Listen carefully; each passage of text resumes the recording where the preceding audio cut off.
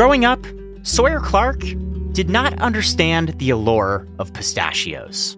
My first memory of pistachios is watching my grandpa crack them and put the shells into a bowl. And I couldn't imagine why someone was eating those weird green nuts with a shell on. That was hard to get off. But Clark eventually had a change of heart. Today, he helps run a pistachio farm. He spends his days thinking about nitrogen levels in soil and calculating nut yields.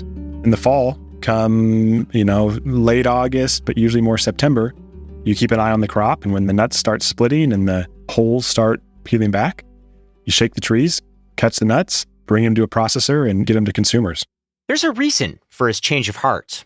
A few decades ago, there wasn't much of a commercial market for pistachios in the United States. They could only be found at farmers markets or in the bulk bins at health food stores. These days, it's a different story. Pistachios are touted by celebrities in Super Bowl ads. They're sold in huge display cases at major grocery chains. And they're now the fastest growing nut product in the country. In the 1990s, the USDA says the U.S. produced about 250 million pounds of pistachios. This year, the estimate is going to come in bigger than 1.5 billion pounds. So that's more than 6x in 30 years just within the U.S. For the Freakonomics Radio Network, this is the economics of everyday things. I'm Zachary Crockett. Today, pistachios. Pistachios have been cultivated and consumed for thousands of years in other parts of the world, especially Turkey and Iran. You can actually find news reports where the two countries talk about who has the older tree. There are pistachios that still produce in Iran that are estimated to be 1,500 years old. Pistachios first started showing up in the U.S. in the late 19th century. They were sold in vending machines, a dozen for a nickel. Most of these nuts came from Iran, which dominated the global pistachio market for many decades. But in the 1970s, that began to change. Iran started serving packets of nuts to students in schools, which meant they had fewer pistachios available to export. The U.S. started growing its own pistachios commercially. When the Iranian Revolution ended trade between Iran and the U.S. in 1980, California-grown pistachios found their moment. The anecdotes you hear about how the industry started in the U.S. is immigrants who knew how to farm in Iran or in Turkey or other places came to the Central Valley and said, hey, this climate and these soils remind us of what our families did back home, so let's bring a few trees. Today, the U.S. is a global leader in pistachios. Last year, it harvested nearly 900 million pounds, more than half of the world's supply. This year, it's expected to hit around 1.5 billion pounds. Nearly all of those nuts come from a 175-mile stretch of farmland in California's Central Valley. It's a pistachio paradise. To grow pistachios, you need what is generally called a Mediterranean climate. And then you need soils that are suitable for growing crops, and you need water, access to water. California's got tremendous amount of water infrastructure to help deliver water in the summer to the Central Valley. Sawyer Clark works for an operation called Gold Leaf Farming. It's one of only 950 producers in the U.S. that grows pistachios. Gold Leaf farms about 12,000 acres of almonds, pistachios, and a few acres of dates. In good years, we do about 3,000 pounds an acre. So that's 36 million pounds of nuts. Clark actually grew up on a hazelnut farm in Oregon. He met Gold Leaf's founders in business school. He's now the company's director of asset management. And if that sounds like a businessy job title, that's because pistachios have become a very businessy business. Starting an orchard from scratch is expensive. The simple economics of planting a pistachio orchard in the U.S. is you pay $20,000 an acre for the ground. You spend $5,000 an acre to plant it. Then you spend another $10,000 per acre growing the trees and farming them. It takes 5 years for those trees to produce anything. And even then, a young tree might only bear 2 to 4 pounds of dry nuts every fall. The yield increases as trees get older, but it takes an orchard nearly a decade to break even. Once you're at year 7, 8, 9, you'll start making, positive cash flow every year, assuming your yields are good and the price is good. The farms that tough it out are rewarded with a longevity that is extremely rare in the agricultural world. For instance, almond trees live for around 20 to 25 years before they need to be replanted. The pistachios someone eats might be off a tree that's 5 years old, 50 years old, or if they're somewhere else in the world, 500 years old. And there are many crops where that could be true. The payoff from all that work hinges on a single 6-week harvest period each fall. That's when people like Clark start to sweat. This is the stressful time of the year because if your operation slips, if your machines go down, if someone gets hurt, if there's a storm, everything you've done for the last 12 months can really be damaged. Even harvesting pistachios can go wrong. Farmers use a huge machine with a mechanical arm that shakes nuts loose. The process is a delicate art. If you shake too early, there'll be too much moisture still in the tree and the nuts won't come off. If you shake too late, the trees can be too dry and the nuts won't come off because they're too stiff. Every pistachio aficionado is familiar with the closed shell nut. There's a few of them in every bag.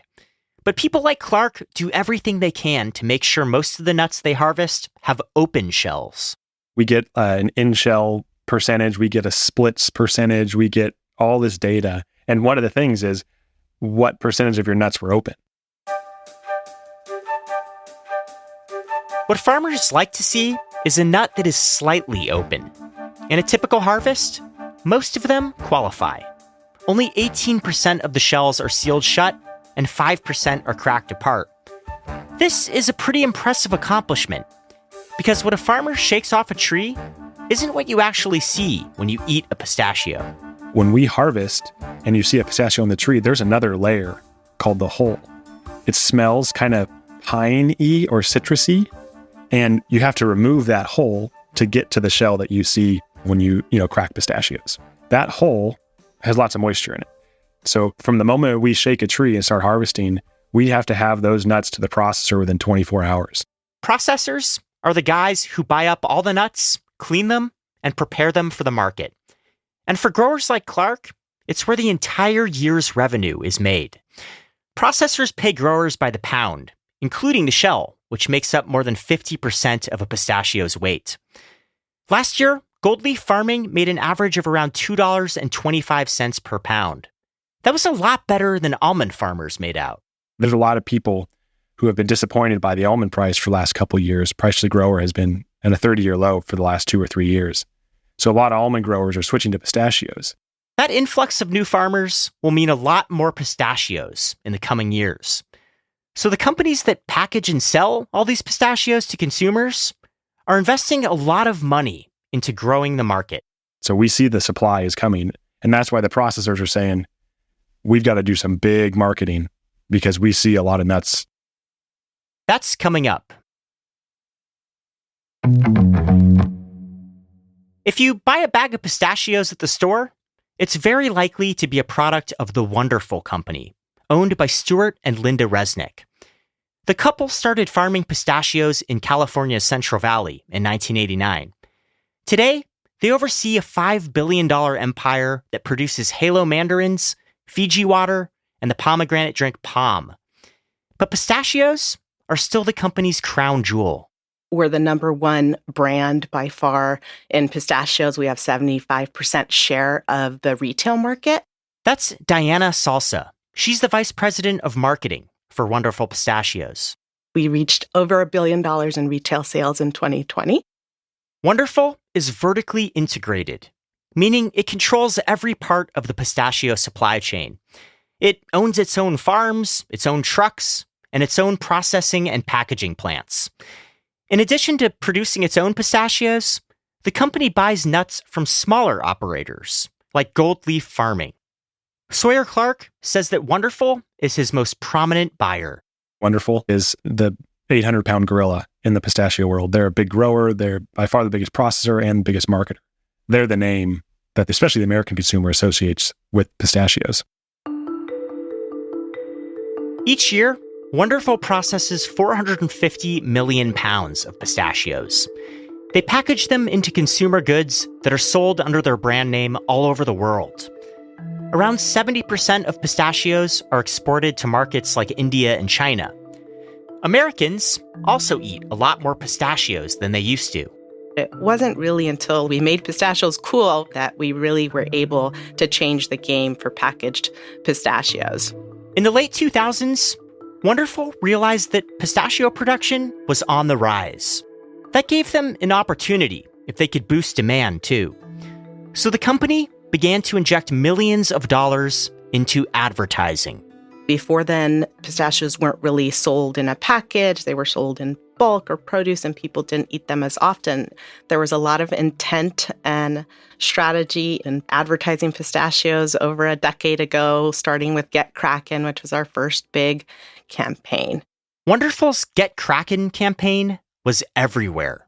The company hired a roster of celebrities and interesting characters to eat pistachios in national TV spots. Everyone from Snoop Dogg. Snoop does it. Habitually. Wonderful pistachios. Get crackin'. To a professional dominatrix. Dominatrix do it on command. Wonderful spent $55 million on a marketing campaign with a CGI elephant voiced by the wrestler John Cena. The company even bought Super Bowl ads featuring the Korean pop singer PSY and Stephen Colbert.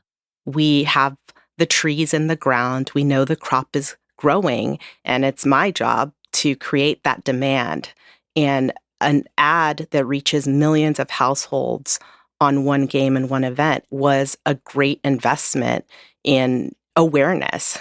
All of these ads were hugely successful. Between 2008 and 2018, per capita pistachio consumption in the U.S. rose from 1/10 of a pound per year to nearly half a pound per year.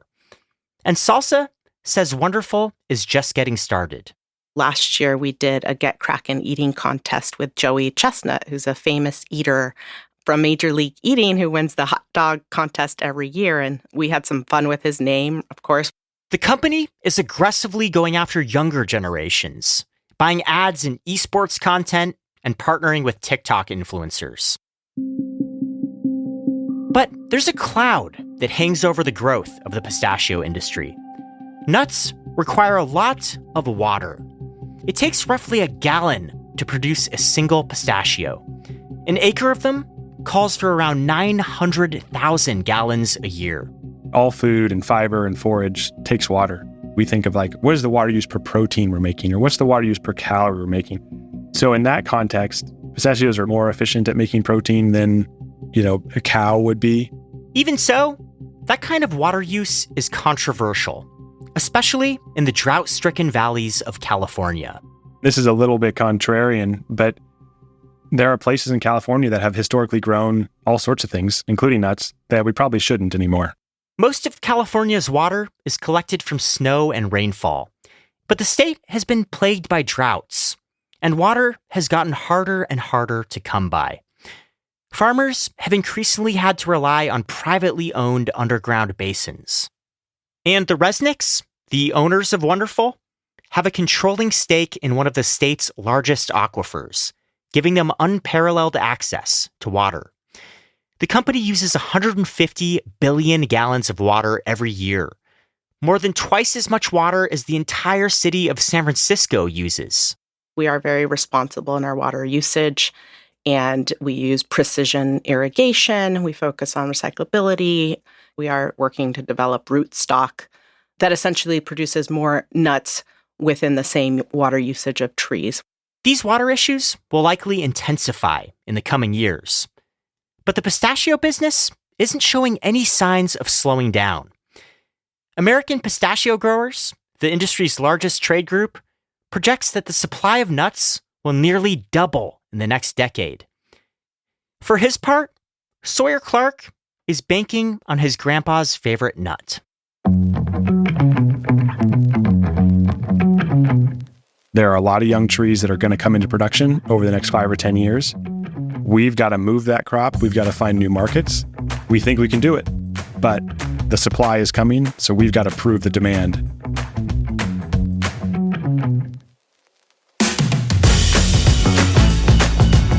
For the economics of everyday things, I'm Zachary Crockett. This episode was produced by Sarah Lilly, with help from Lyric Bowditch and mixed by Jeremy Johnston.